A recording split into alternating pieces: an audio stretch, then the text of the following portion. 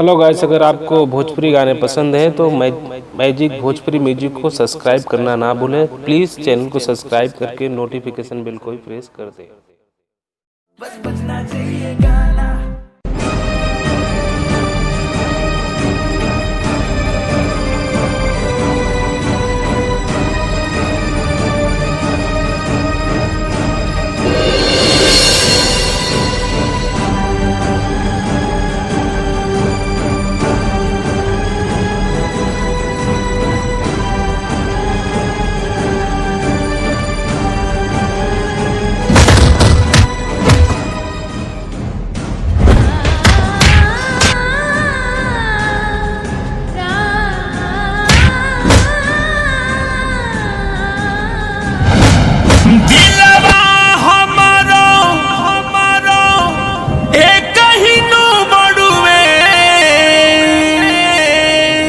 एक ही बादल दरवा हो,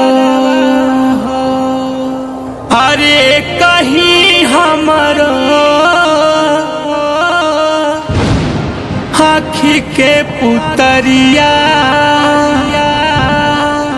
हे कहीं पगल भरवा हो।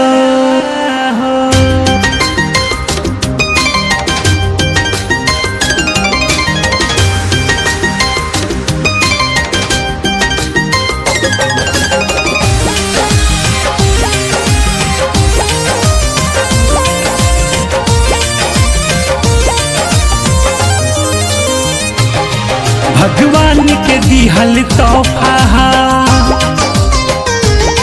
ये चीज बड़ी ही अनोखा। भगवान के दिहल तोहफा, ये चीज बड़ी ही अनोखा।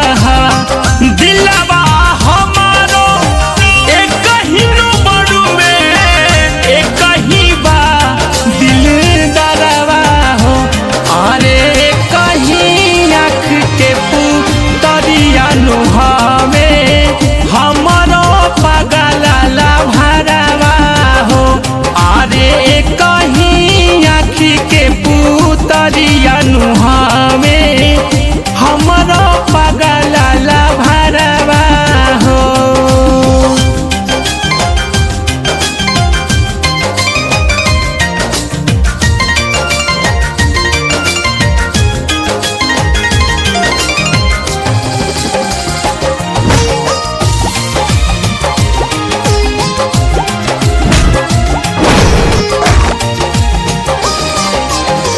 केहू करे प्यार, केहू करे खिलवाड़ हो, चाहे बियाहल हो के चाहे कुंवार हो।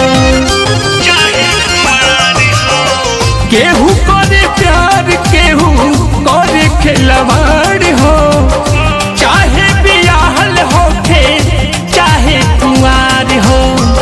एक कहीं बाटे हमारो सिंगरवा, एक कहीं मन के बिचरवा हो, अरे कहीं आँख के पुतरिया नुहावे हमारो पगल भरवा हो।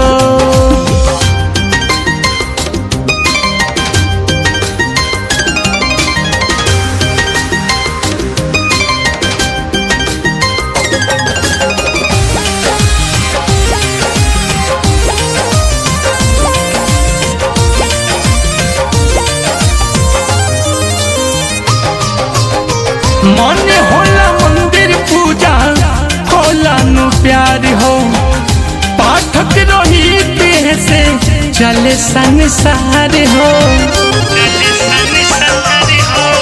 मन होला मंदिर पूजा होला नु प्यार हो, रिंकू अनिल से चले संसार हो। एक कहीं